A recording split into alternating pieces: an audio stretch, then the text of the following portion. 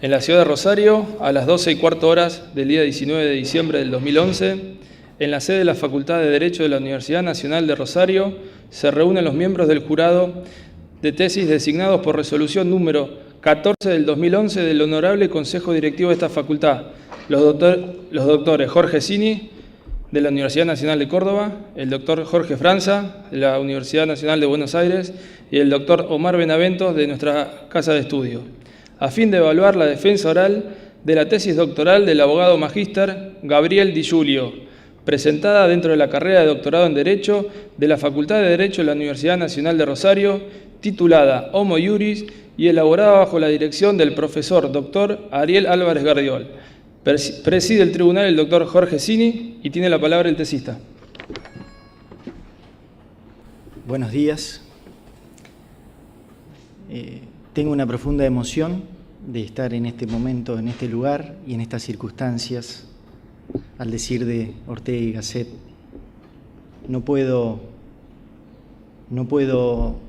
dejar de hacer un gran esfuerzo para manejar esta emoción que siento en este momento. Estar frente a este honorable jurado que me llena de orgullo y en presencia de mis dos maestros, mi director de tesis, el doctor Ariel Álvarez Gardiol, que me ha acompañado desde el primer minuto hasta el último. Ha llegado el final y mi querido maestro y amigo Adolfo Alvarado Belloso, que está hoy aquí con nosotros. Lo que me llena de responsabilidad, además, es un plus que no merecía, pero que lo hago mío. La tesis ha sido presentada y el honorable tribunal la ha podido evaluar en estos 30 minutos que tengo de exposición y que voy a respetar conforme al reglamento. He decidido delinear esta explicación sobre la base de la investigación. Por supuesto, quedando a disposición de las preguntas, observaciones, aclaraciones o profundización que el tribunal pretenda o exija sobre algún tema en particular. Todo empezó con una pregunta. Una pregunta que me hice hace unos varios años. Y estaba sostenida por mi formación jurídica en crecimiento, un estudio que estaba llevando adelante sobre la igualdad procesal,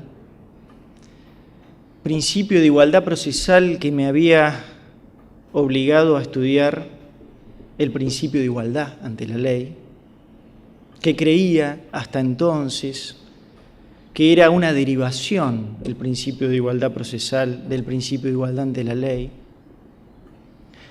más mis conocimientos preliminares sobre biología y en particular sobre la teoría de la evolución de las especies de Charles Darwin, que tenía por gusto personal.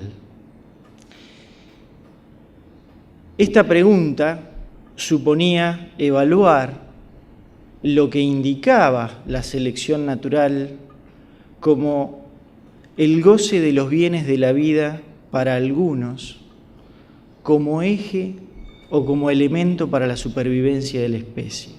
Las mejores chances, lo que ha permitido que la especie sobreviva ha sido precisamente esta selección y esta supervivencia del más apto, frase que no es de Darwin, sino de Herbert Spencer. Y mi pregunta fue, ¿no es la igualdad una negación a la selección natural? Fue una pregunta casi ingenua que me llenó de entusiasmo.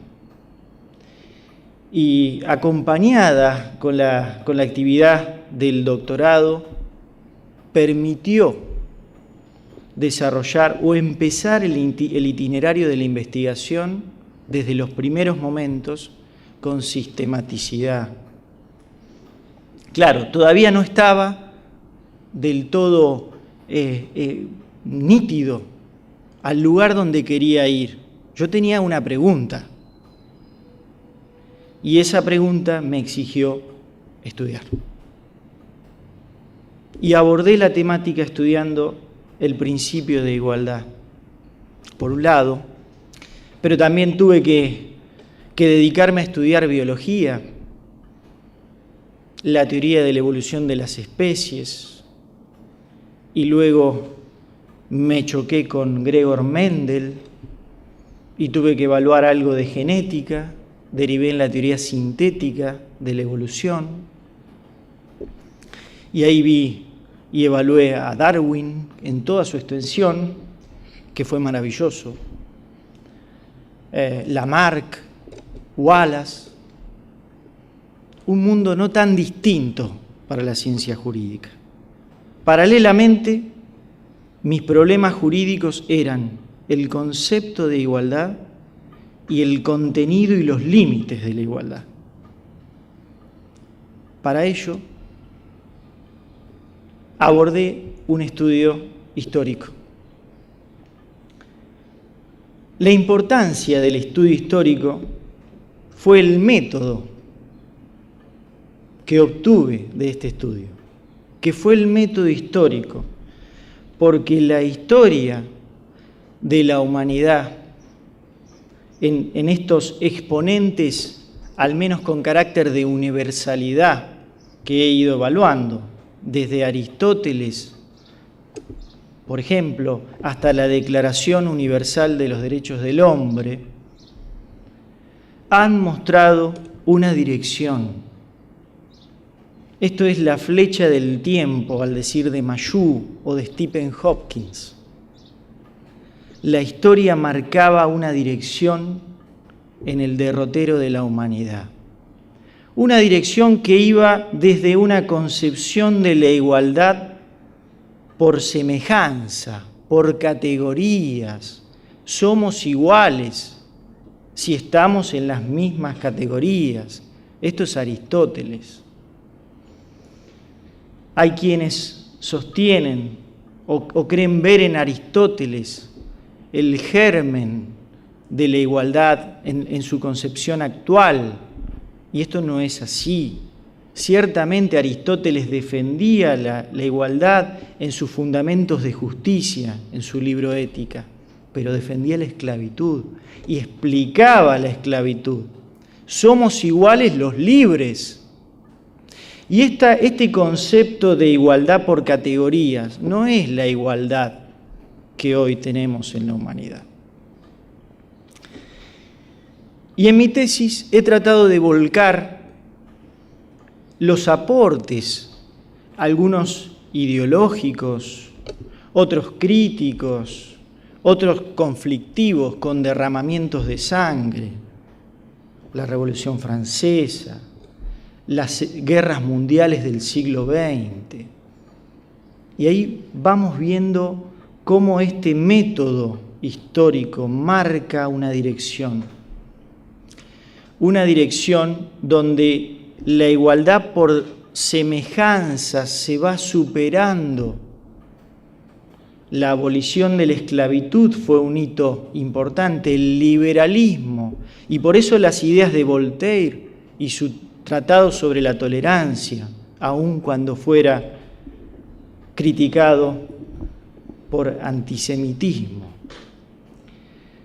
El discurso sobre el origen y los fundamentos de la desigualdad de Rousseau, tan profundos, aun cuando no comparto alguna de sus ideas.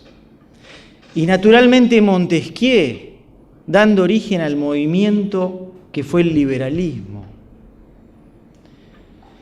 Y esta igualdad por semejanzas empieza a desnaturalizarse hasta arribar desde el punto de vista conceptual en una igualdad aún por sobre las desemejanzas.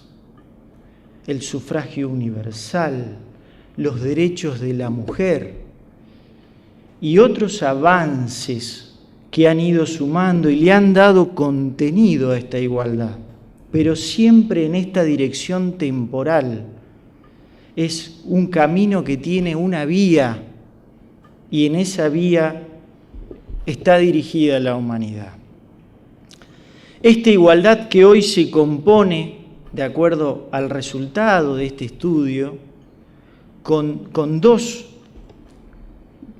elementos esenciales y que le dan un contenido, determinan un giro copernicano: la solidaridad y la no discriminación.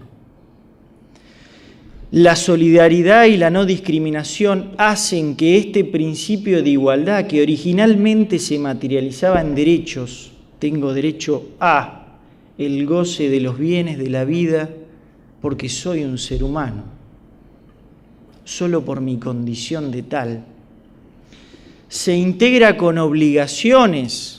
Quien está aventajado, quien está en mejor situación, tiene el deber de cooperar, de ser solidario con el prójimo para que éste pueda satisfacer ese derecho al goce de los bienes de la vida. Y con la no discriminación, franco problema trae a la ciencia jurídica, en particular al evaluar los límites de la no discriminación. Porque la no discriminación, casi lo opuesto a Aristóteles, implica el agrupamiento por desemejanzas.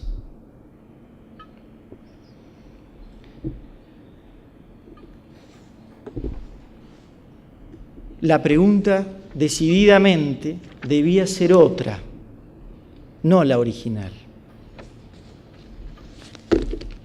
¿Es la igualdad una muestra de un hombre diferente en proceso de evolución?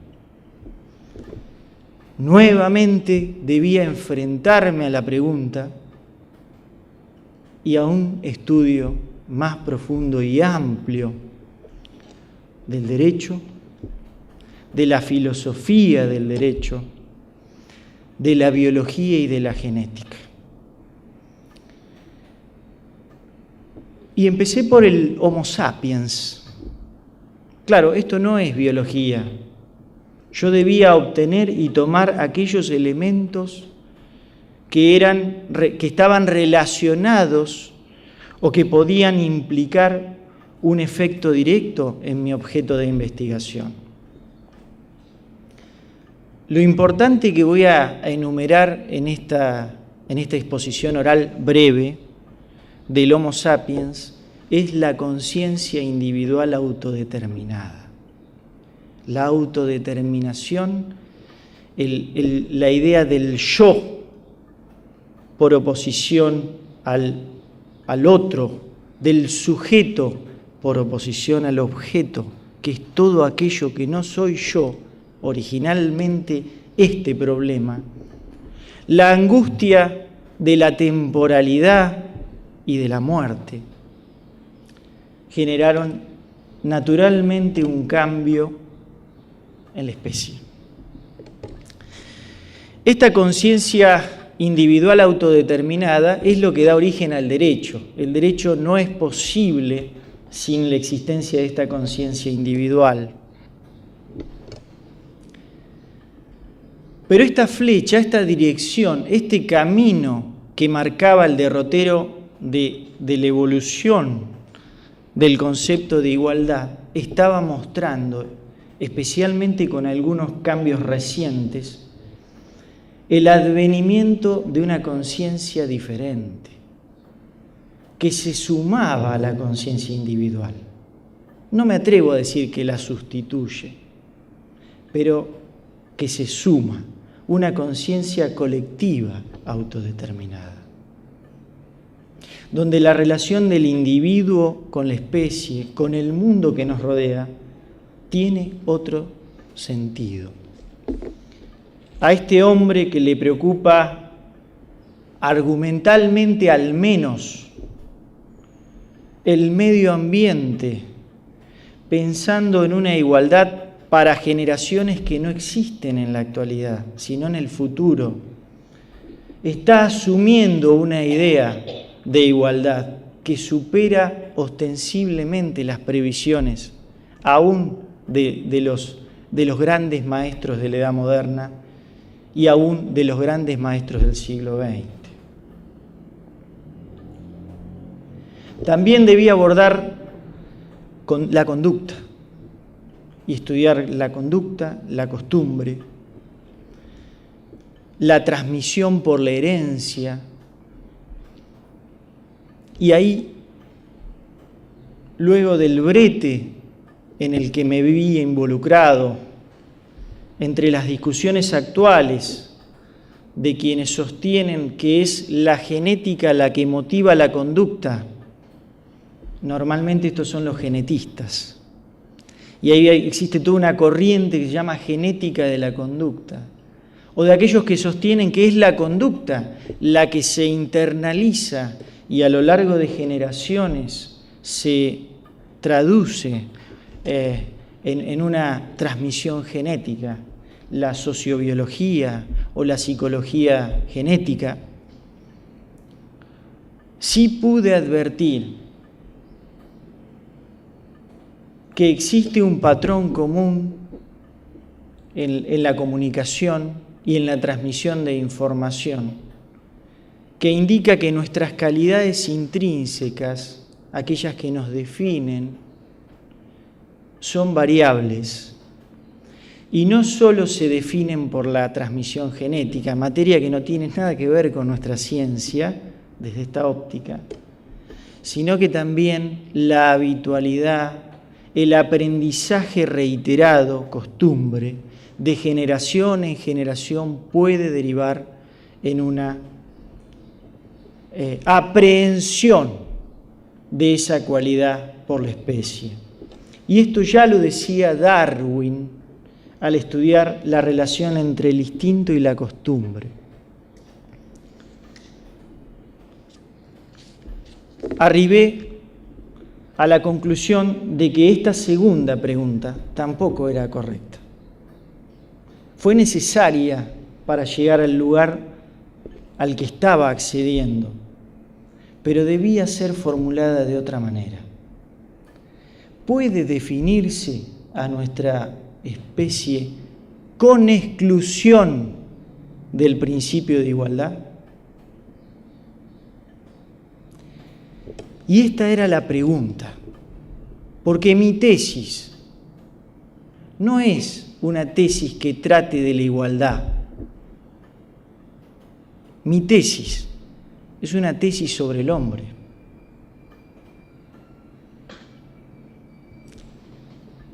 Esta pregunta se erigió en sentido afirmativo como mi hipótesis. No puede definirse al hombre actual con exclusión del principio de igualdad. Siendo así, siendo correcta esta hipótesis, la ciencia jurídica tenía que participar y aportar lo suyo en el problema del hombre. Y lo tenía que aportar en tanto y en cuanto el concepto, contenido y límites del principio de igualdad son objeto de la ciencia jurídica. La ciencia jurídica, siendo esto así, tenía que ampliar nítidamente sus horizontes a la conducta general, no solo a la conducta individual, a los actos celebrados, practicados, cometidos, lo lícito y lo ilícito, sino también a la conducta general. Y es entonces que nace el título de esta investigación, que no es perfecto, que tiene la debilidad de ser muy amplio, que tiene la debilidad de no explicarse por sí mismo, si no está precedido de esta explicación. Y es homo iuris, un hombre que hay que definirlo también, no con exclusión, también sobre la base de este principio de igualdad.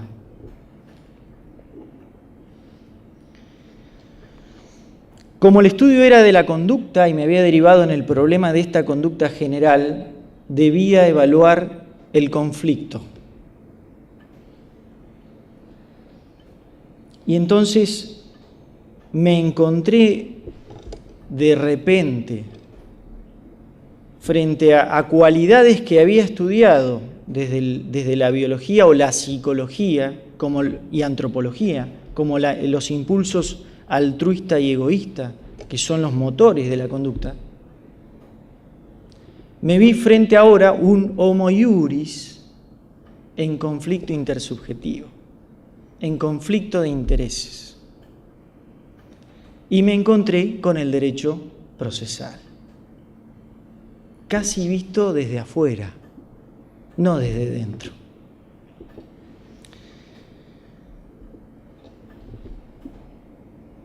Nuevamente estaba frente al tema original, no al tema de mi tesis, al tema que generó la primera pregunta,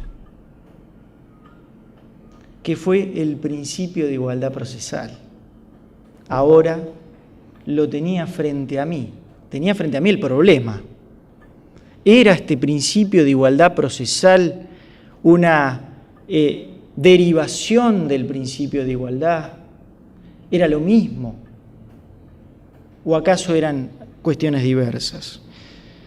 Y además lo tenía frente a mí, que soy un sujeto que he tratado de ser sumamente objetivo en mi trabajo, pero que vengo con una carga ideológica que he tenido que afrontar y he tenido que enfrentar en pos de la objetividad de la investigación.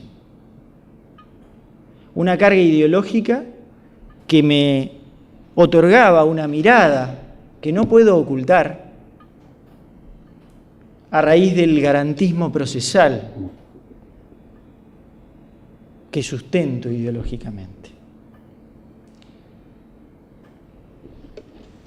Entonces fue crítico, fue duro para mí.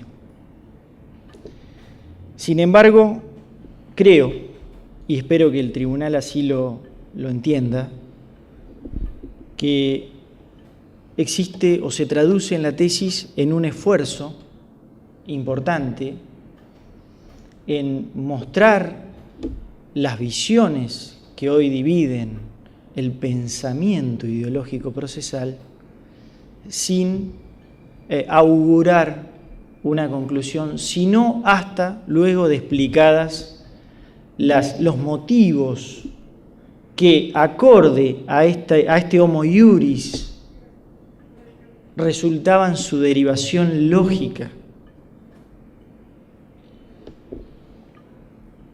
Y confirmé mi posición ideológica luego de la investigación. Doy mi palabra que no realicé esta tesis para confirmar una posición ideológica del derecho procesal, pero la confirmé. Y es que para estudiar el principio de igualdad procesal debí considerar primero la situación de conflicto, que desde el punto de vista de la conducta inscribe al hombre. Pensar en el hombre sobre la base de un hombre sin conflicto, donde no hay enfrentamiento de posiciones, difiere desde el punto de vista científico de hacerlo con el conflicto. El impulso egoísta adquiere matices y una preponderancia que debe ser considerada, no se puede excluir. Aquí abordé la temática del proceso como el método frente al conflicto. Pero como mi problema era la conducta, tuve que ingresar en el problema de incertidumbre, porque este problema, el problema de la incertidumbre, no siempre es tenido en cuenta a la hora de evaluar el conflicto. En cualquier proceso especialmente en los primeros momentos, lo que hay es incertidumbre. No hay certezas. La incertidumbre es lo que da origen lógico a la necesidad de proceso. La incertidumbre es lo que da origen lógico al derecho de defensa de ambos contendientes. Debí afrontar en este estudio interdisciplinario o de interrelación de las ciencias el principio de incertidumbre. Resulta que en derecho seguimos discutiendo sobre la verdad y hablamos de la verdad jurídica objetiva.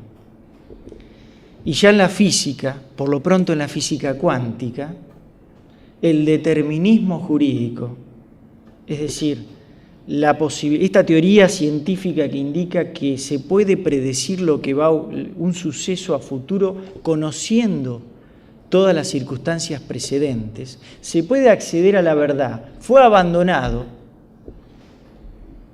con el golpe que arrojó el principio de incertidumbre de Werner Heisenberg y la declaración de Copenhague, que fue su derivación. Y el principio de incertidumbre se traduce para nosotros en una expresión que el procesalismo la va a entender fácilmente.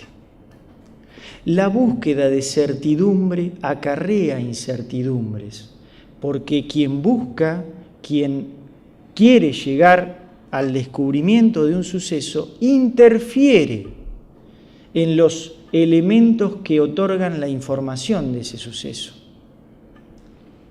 Por eso debía abordar el principio de incertidumbre. Naturalmente el principio de igualdad, una copa de cristal muy delicada. La carga procesal que nutre la relación entre las partes. Para reafirmar este concepto teórico de una igualdad procesal como equivalencia de trato, y aquí la imparcialidad está íntimamente conectada, porque el trato es el trato que prodiga el magistrado. Si el magistrado pierde la imparcialidad, el trato igualitario no existe y por tanto la igualdad se pierde. Es decir, mientras el principio de igualdad, que ahora doy en llamar general, es un principio de humanidad que indica o que propende al goce de los bienes de la vida para todos, el principio de igualdad procesal surge con motivo de un conflicto para que el debate adversarial, que es un método de solución de ese conflicto, sea posible. El principio de igualdad procesal aparece como un límite al principio de igualdad general. La gran pregunta es, ¿la solidaridad que integra el principio de igualdad general también integra el principio de igualdad procesal? Y acá voy a ir resumiendo porque me está quedando poco tiempo. Y acá surgen el problema ideológico de las corrientes ideológicas, el solidarismo procesal y el garantismo procesal. De la mano de flamantes, de excelsos juristas, de los que debemos enorgullecernos, en cualquiera de las corrientes. El solidarismo, casi intuitivamente, ha trasladado la solidaridad, esta solidaridad como imposición, como deber del aventajado para que sea solidario y coopere con el, entre comillas, desventajado, al conflicto. Y yo he tratado de defender y de demostrar la impropiedad de integrar la igualdad procesal con la solidaridad. La integración de la igualdad procesal, de la solidaridad a la igualdad procesal implica negar la igualdad procesal, implica negar la calidad de partes antagónicas. Hay expresiones de la posición solidarista que reafirman esto que estoy diciendo, de transformar cargas en deberes, pero deberes que son distribuidos por el juez. El juez dirá al final del derrotero procesal quién tenía o sobre quién pesaba ese deber, permitiéndole el deber aquello que la carga no le permitía, que es la sanción. De modo que el juez se erige como un seleccionador, cuando el fin del proceso, en la visión integral de este Homo Iuris, no es esa la del juez. Además, la solidaridad implica romper con la imparcialidad. Yo quiero concluir estos títulos que he podido desarrollar en este tiempo con la crisis y con el optimismo. Primero con la crisis. El principio, nada de lo que he dicho sobre la igualdad está concretizado en la humanidad. Esto no hace falta realizar una tesis para advertir las desigualdades a las que está sometida la humanidad y algunos individuos, comunidades y hasta regiones o países. Lo que es innegable es la flecha, es la dirección, es hacia dónde vamos. Es este antagonismo que surgió como una idea y que hoy se ha traducido en normas universales que he tratado de volcar en la tesis, sí. Y el optimismo de sentir, que surge luego de sentir que la ciencia jurídica tiene mucho para decir sobre nosotros mismos. ¿Dónde estamos hoy? ¿A dónde hemos llegado? No me es posible conocerlo. Simplemente puedo, siguiendo esta proyección, esta dirección, augurar como futuro a dónde quizás llegaremos. Muchas gracias, excelentísimo tribunal. Quiero felicitar por la excelente síntesis de un trabajo verdaderamente transdisciplinario, porque usted salió del derecho y se interactuó con otras disciplinas. Y ahí hay algunas cositas que me gustaría que usted puntualizara, tomando en cuenta la página 96 a 99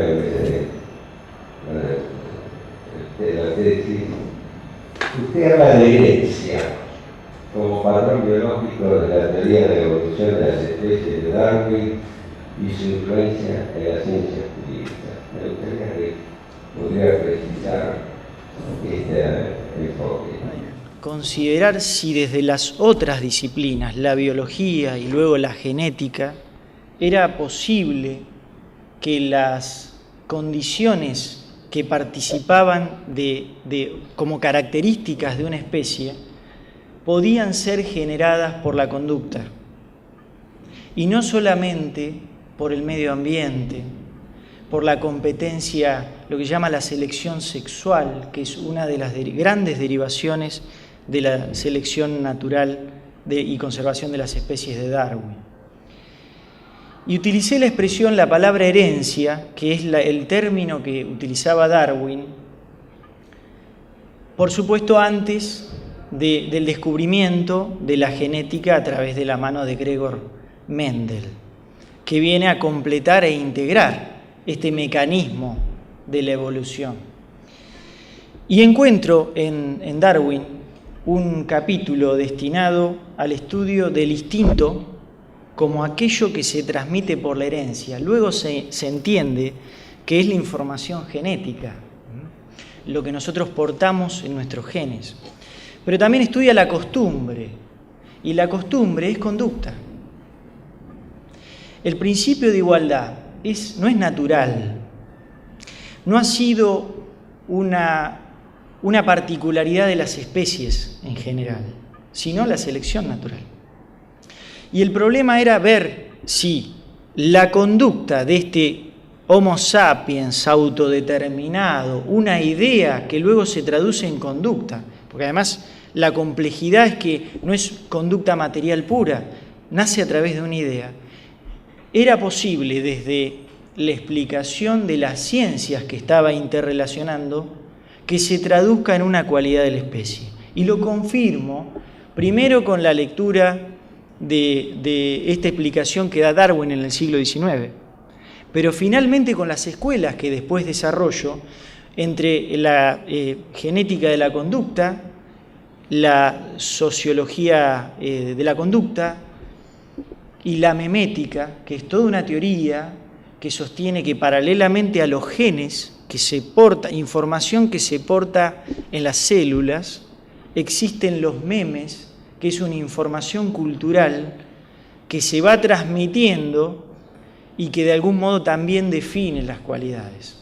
A eso se refería y espero haber dado respuesta. También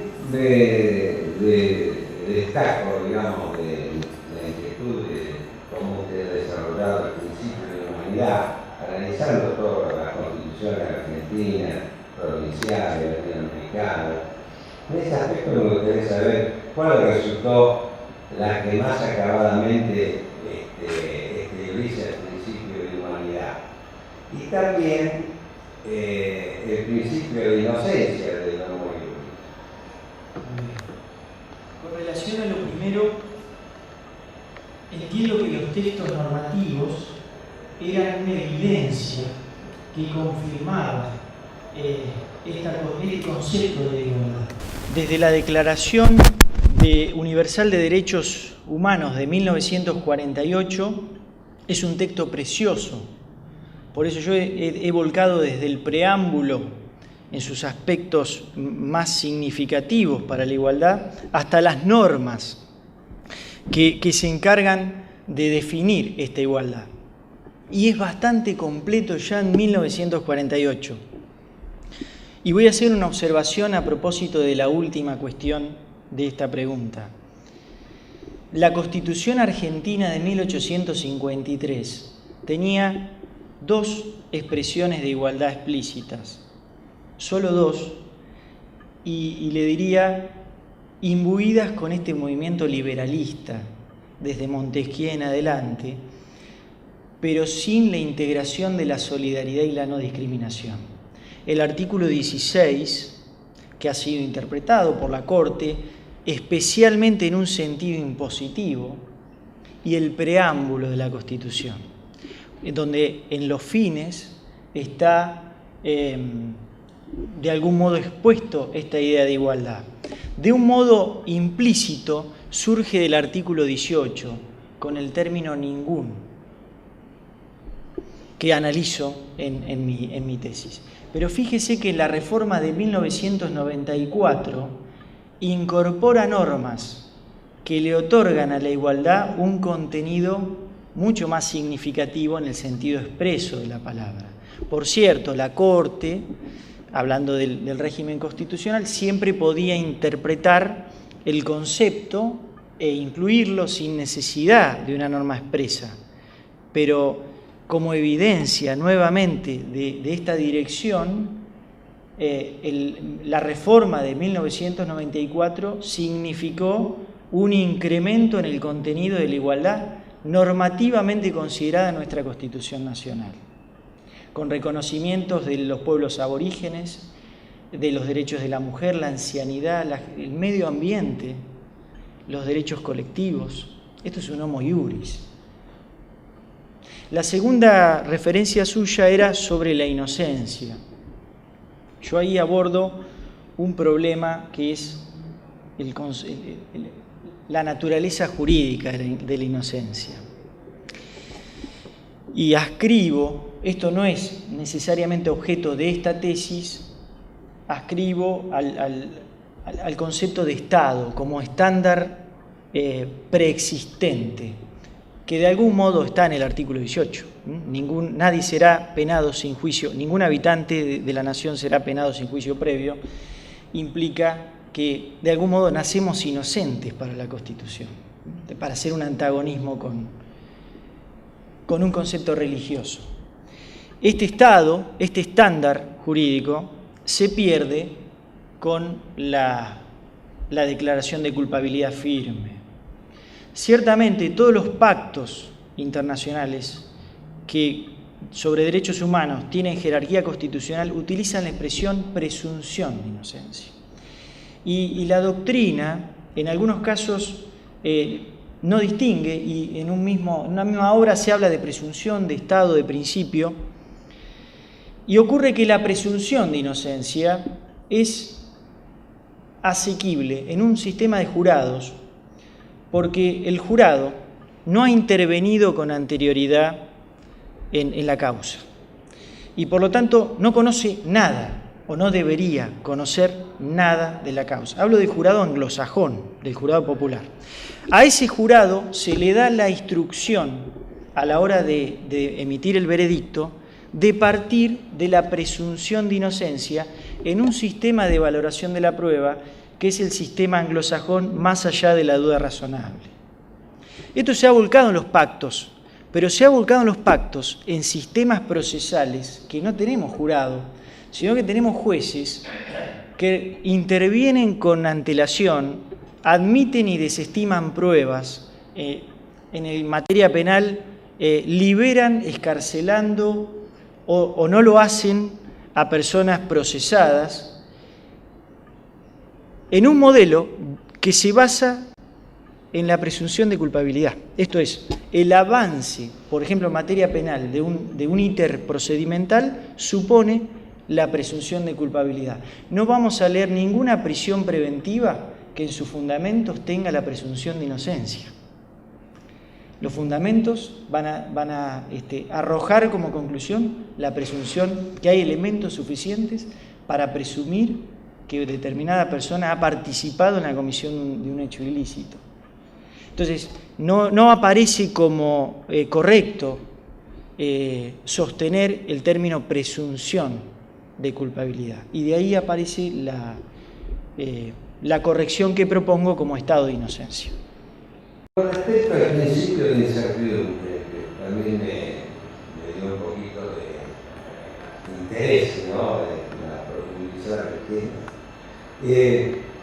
porque habla de problemas y ventajas, y desde el principio en una contienda judicial, página 174 a 177. Y yo la relaciono también con lo que usted aborda en la página 143, homo iuris y medio ambiente.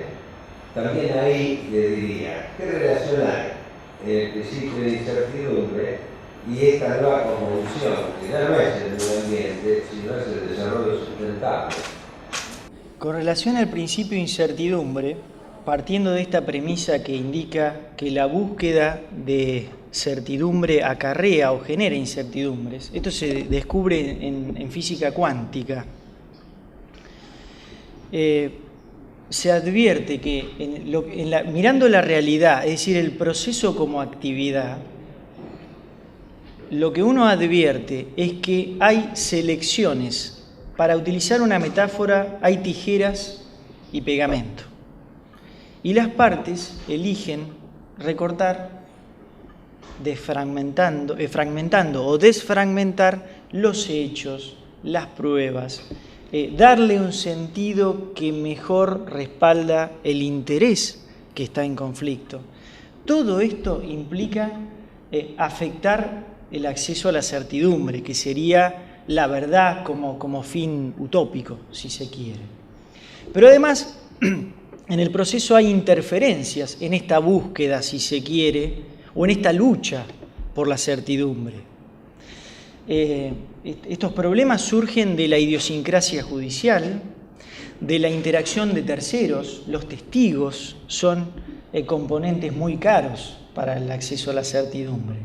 Entonces, esta analogía que trato de mostrar es para desalentar la exposición del fin verdad como justificativo del avasallamiento del principio de igualdad procesal, en el caso concreto. Con relación al homo iuris y el medio ambiente y el desarrollo sustentable, lo que se trata de mostrar es que este hombre complejo, imbuido de la igualdad general, ve al mundo ya desde un lugar, por lo menos idealmente desde un lugar que empieza a ser diferente. Por eso el desarrollo sustentable, el cuidado del medio ambiente, la protección de los grupos, digamos, débiles, los niños, los ancianos, los enfermos, los indígenas, los que tienen necesidades. Esta mirada general hace a una conciencia colectiva. Hay una corriente filosófica que es el trialismo jurídico de Werner Goldschmidt, que habla de los intereses humanos difusos. Yo no digo que esta conciencia colectiva esté identificada con esa idea, pero está muy cerca. Me parece que en ese aspecto el trialismo está otorgando un instrumento para empezar a interpretar un hombre que actúa como comunidad, ¿no? Con una especie de sentimiento o conciencia que trasciende lo individual, que existe, por supuesto, y existirá. La conciencia individual va a seguir existiendo.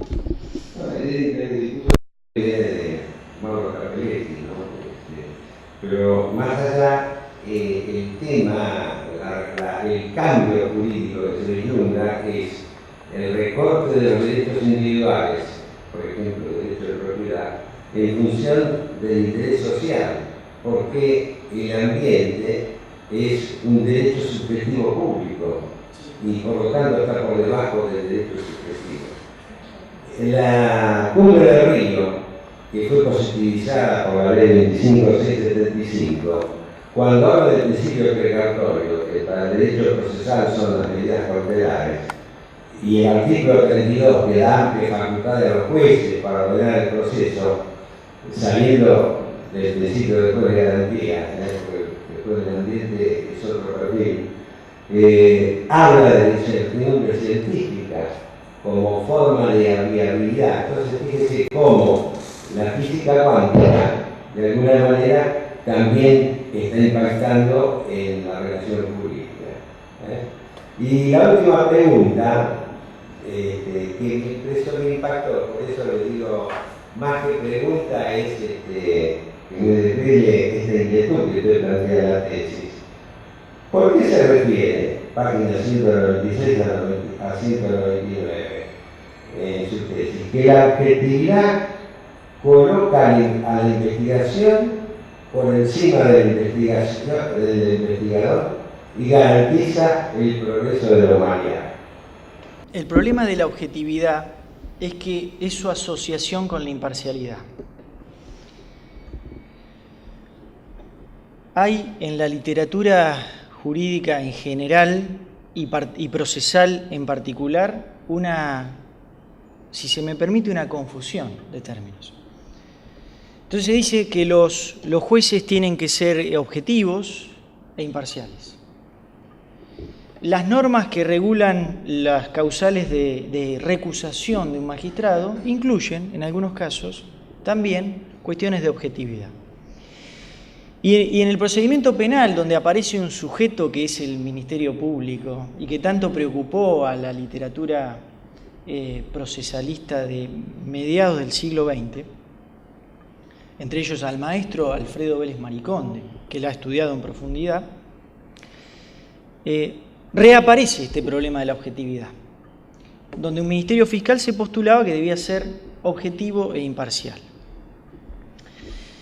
Yo trato de explicar, no es objeto de esta tesis, pero traigo sí algunos análisis, digamos, que trascienden esta investigación, donde propicio la diferencia entre lo que es la imparcialidad y la objetividad, en tanto y en cuanto la imparcialidad implica una cualidad de juzgamiento que se traduce en neutralidad, en la ausencia de prevención, dice el diccionario con total corrección, hasta la hora de decidir. Cuando el juez tiene que dictar sentencia, tomará partido. Pero hasta entonces es esta posición de neutralidad. Claro, la neutralidad no se compadece con una investigación. Si yo hubiese querido ser neutral en esta tesis, no la podría haber escrito.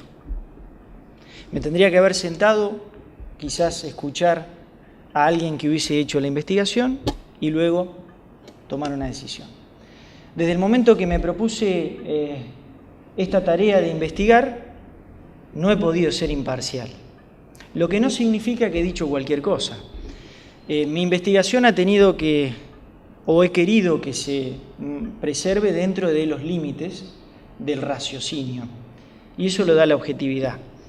La objetividad implica arribar hacia lo que las cosas son con, aclaro, los límites del principio de incertidumbre.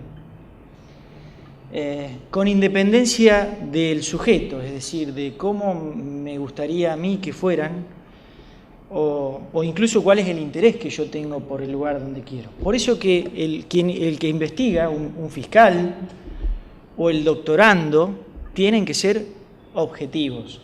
Desde el punto de vista científico, naturalmente que cualquier investigación que reúna la cualidad de objetividad hará al avance y crecimiento del conocimiento y por tanto será ventajosa para la humanidad toda. Eso ha sido lo que yo he querido marcar y fundamentalmente que ambas cualidades se excluyen.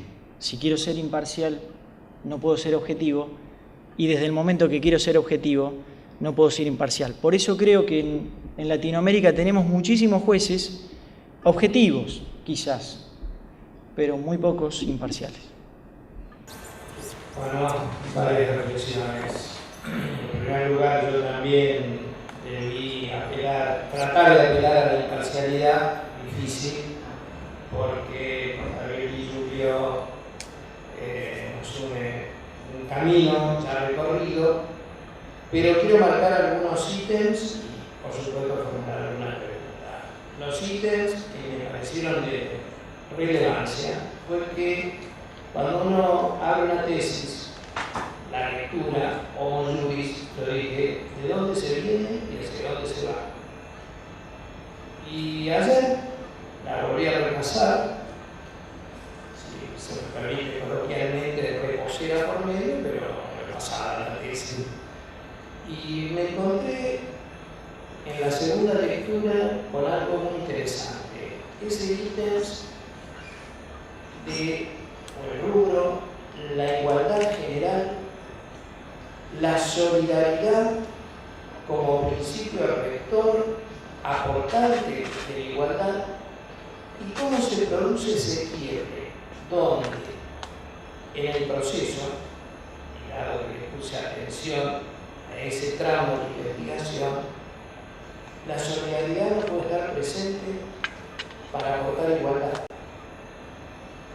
Me llamó poderosamente la atención cómo se llegó a una construcción científica mirada desde otro punto de vista para destruir la idea del solidarismo procesal.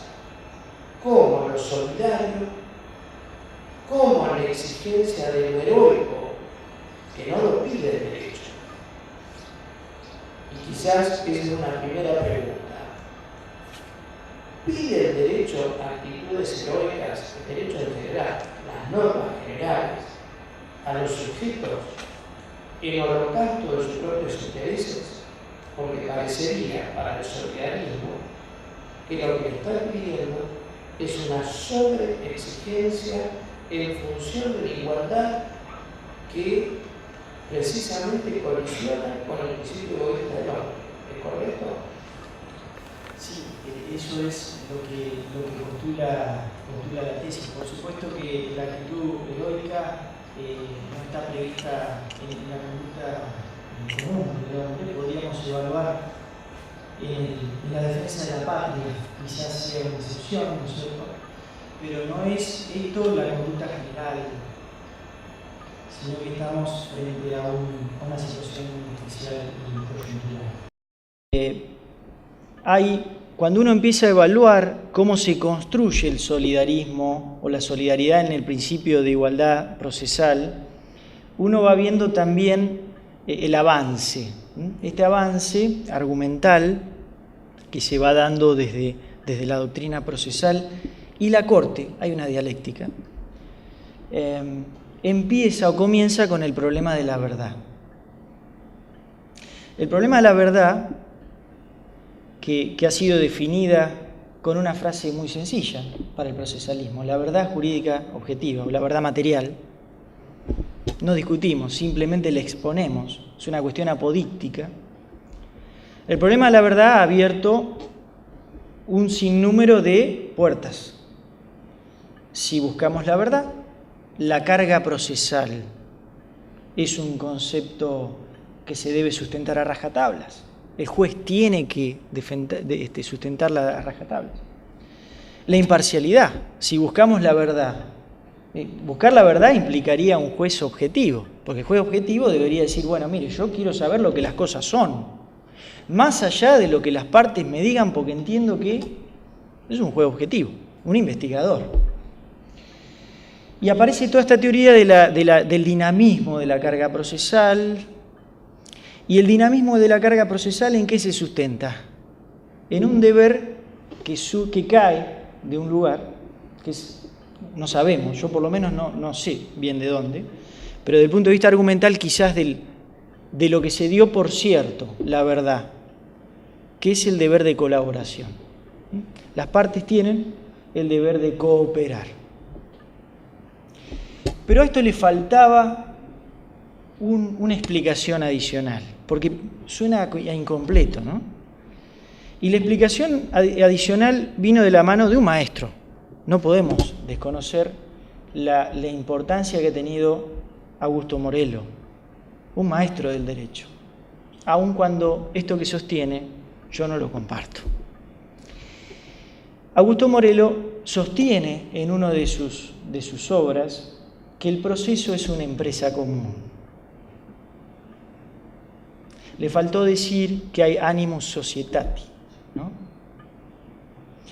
La empresa común implica que hay un norte común. Otro gran jurista actual de esta región, que es Jorge Peirano, a quien he citado mucho, porque es el expositor, quizás uno de los expositores más referentes en la actualidad del solidarismo, con lo cual había que ir a las fuentes.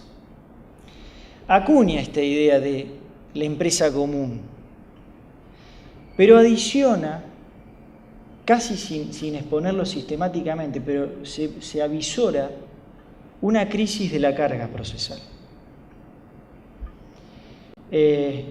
Casi como una interrelación de las partes a través de deberes que el juez puede utilizar luego. Entonces esto surge ¿cómo? Esto surge con lo que él entiende que debe ser el deber de afirmar del demandado. Ya no, dice, por ejemplo, Morello decía, cuando hablaba de la empresa común, que no se puede defender a los jueces desidiosos. Me parece poco feliz la calificación, la descalificación. Es decir, el juez que no hace es un juez desidioso. No está bien esta descalificación. Y en esto Peirano utiliza frases no tan duras, pero dice, por ejemplo, que la carga de negar los hechos es una licencia que no se debe tolerar al demandado. En definitiva, el avance es hacia deberes y la extinción de las cargas, ¿no?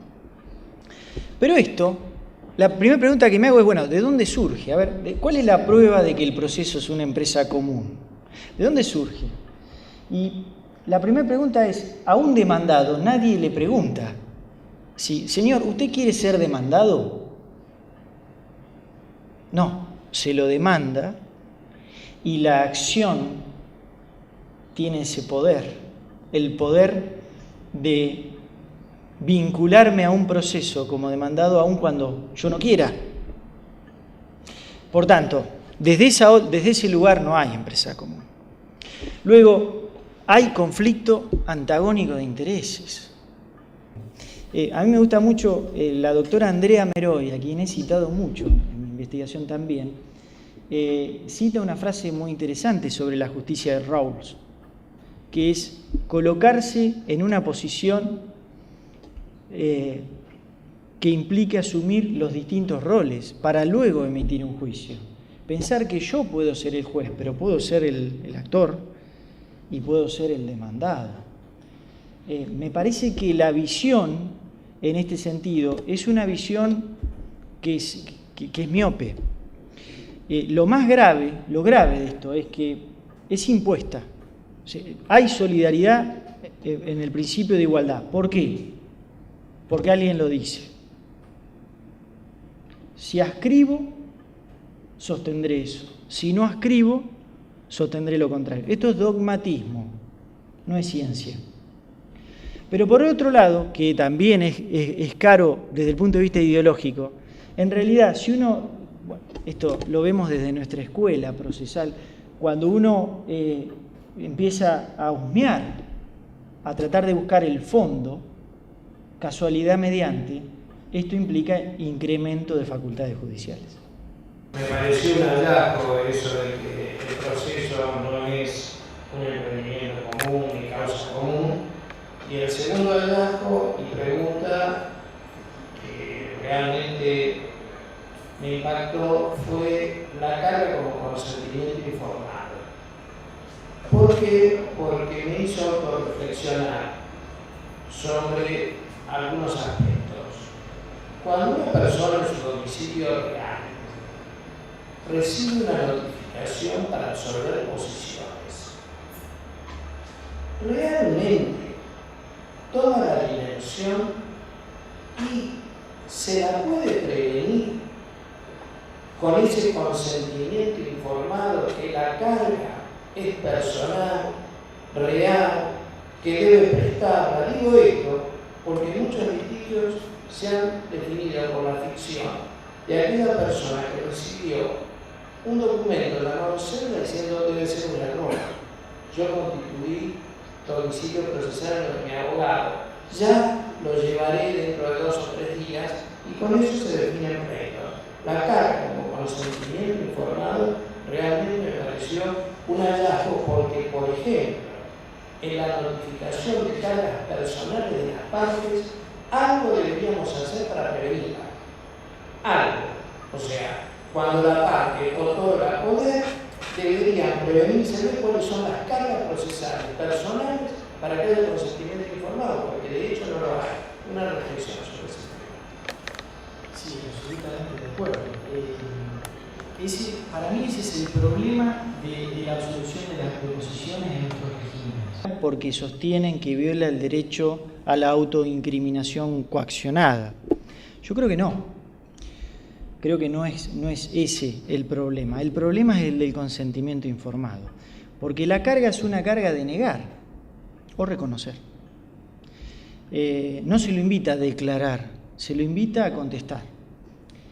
A diferencia de la contestación de la demanda, que hay un plazo de preparación y los hechos se afirman y por tanto la parte tiene el asesoramiento de su letrado, en la absolución de posiciones no se sabe cuáles van a ser las afirmaciones, es decir, que el trabajo del abogado es inferirlas y eventualmente aconsejarle estratégicamente quizás la negativa, con los problemas que esto trae. En definitiva, es una actividad probatoria que no garantiza y que no está compasada con la exigencia de un consentimiento informado a la hora de tener que responder por sí o por no, o incluso respondiendo por no, hacer una aclaración, o por sí hacer una aclaración.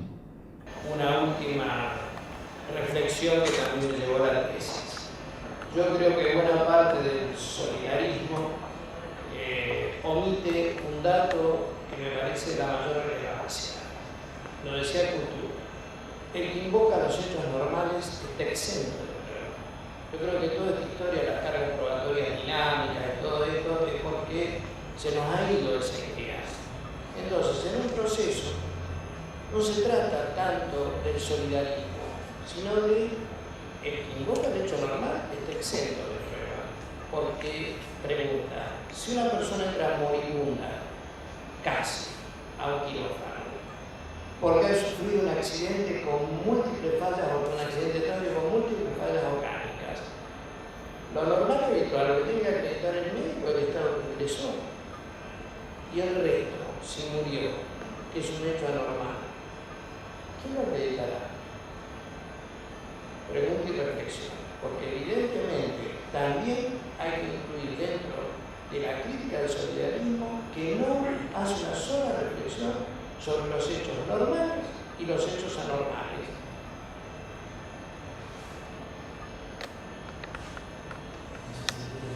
No, una sola reflexión, si compartimos y con esto. Yo no tengo preguntas para formular, pero sí tal vez alguna reflexión, a la cual me lleva un poco la experiencia de muchos años de litigante y de también bastantes años de magistrado. El principio de solidaridad, que puede ser conexo o integrante del principio de igualdad, es para las situaciones normales. En situaciones de conflicto no podemos hablar de solidaridad. El conflicto sea médico o jurídico hace que el enfrentamiento de dos personas pretendan un interés diferente y por consiguiente no puede haber solidaridad en la obtención. En cuanto al principio de verdad jurídica objetiva, yo lo he pensado bastante, me parece que es una frase un poco hueca que inventó la Corte de Justicia de la Nación para explicar cosas que no las puede explicar. En un conflicto intersubjetivo de intereses no hay una verdad objetiva que se pueda encontrar, porque quien juzga también es subjetivo. El juzgador llega en el fondo subjetivamente a un convencimiento de cómo han sido los hechos, cuya verdad no la va a conocer jamás, porque no tiene un conocimiento directo de ellos, sino absolutamente indirecto. En ese sentido veía un trabajo de la doctora Meroy que realmente me apasionó, que es la idea del hecho externo, el hecho percibido y el hecho interpretado. El juez conoce el hecho a través del hecho percibido por el observador que se lo manifiesta el juicio. Y a ese hecho percibido él lo interpreta. Y lo interpreta subjetivamente. Él tiene una formación jurídica, sociológica, cultural, que lo lleva a pensar en una determinada manera. Y de esa determinada manera encuentra la interpretación que entiende corresponde al hecho objetivo que él percibe. Por eso, lo de la verdad jurídica objetiva me parece un poco como una frase jurídica. Con respecto a su tesis, me parece que es un interesante punto de arrancada para una profundización de la investigación en cuanto a este homo juris que aparece, tal vez por primera vez, la expresión en su tesis. Eso es todo lo que tenía para decir. A partir de este momento el tribunal se retira a la deliberación. Voy a dar lectura, pero yo cambio de anteojos porque si no, no veo nada. Voy a dar lectura al acta realizada con motivo de la defensa oral de la tesis. En la ciudad de Rosario, a las 14 horas del día 19 de diciembre del 2011, en la sede de la Facultad de Derecho de la Universidad Nacional de Rosario, a fin de evaluar la tesis doctoral del abogado magíster Gabriel Di Giulio, presentada dentro de la carrera de doctorado en Derecho de la Facultad de Derecho de la Universidad Nacional de Rosario y su defensa oral, se reúnen los doctores Jorge H. Cini, Jorge A. Franza y Omar Benaventos, designados por resolución 014/11 del Honorable Consejo Directivo de esta facultad. Abierto el acto bajo la presidencia del doctor Jorge Cini, se deja constancia que la tesis doctoral titulada Homo Juris, elaborada bajo la dirección del profesor doctor Ariel Álvarez Gardiol, ha sido leída y evaluada individualmente por los miembros de este tribunal, conforme a los dictámenes oportunamente remitidos a la dirección de la carrera de doctorado en Derecho y archivados. Realizada la correspondiente defensa oral en este acto, el jurado se retira a deliberar y se invita al director de tesis, doctor Ariel Álvarez Gardiol, a participar en la deliberación en los términos de la reglamentación vigente con voz y sin voto. Tras un intercambio de opiniones, se acuerda por unanimidad de pareceres calificarla con 10 puntos, sobresaliente, con recomendación de publicación. La tesis ha sido calificada con la nota precedente, teniendo presente la valoración de varios aspectos de la misma. En primer lugar, la propia denominación de la tesis ya es un hallazgo, por cuanto se incorpora al vocabulario jurídico un sintagma que no era utilizado, Homo Juris. Para llegar al perfil del Homo Juris, el autor de la tesis debió partir en primer análisis multidisciplinario, enfocando al Homo sapiens como punto de inicio de su investigación, haciendo una indagación desde el principio de incertidumbre, pasando por el principio de inocencia y de humanidad, y desembocando en una construcción filosófica que da fundamento al título de su brillante trabajo. Partió del principio de igualdad jurídica para arribar al principio de igualdad procesal, marcando sus diferencias. Enfocó desde este punto las dos corrientes del procesalismo actual, el solidarismo o activismo y el garantismo, y sustentó el porqué de la solidaridad, integrante y esencial de la igualdad jurídica en general, no puede ser trasvasada derechamente al plano procesal a riesgo de quebrar la paridad de las partes que se encuentran en estado de conflicto. Párrafo principal merece la defensa oral de la tesis, que por momentos excedió la profundidad de los temas abordados en su tesis doctoral, revelando una gran formación jurídica, un conocimiento filosófico sólido y fluido lenguaje expositivo. Si no hay otro asunto que tratar, se da por terminado el acto, que previa lectura y ratificación firman los comparecientes. Hágase saber al interesado y tras su elevación al Honorable Consejo de la Facultad de Derecho y archívese.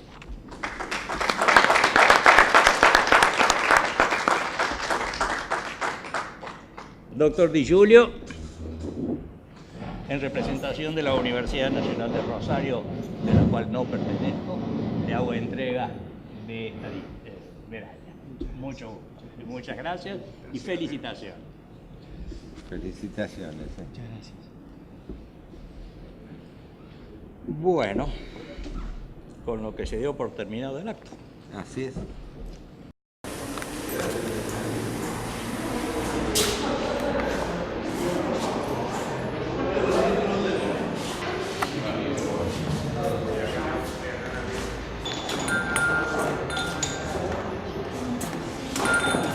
Este recibimiento oficial de la facultad le da un nuevo académico, ¿no?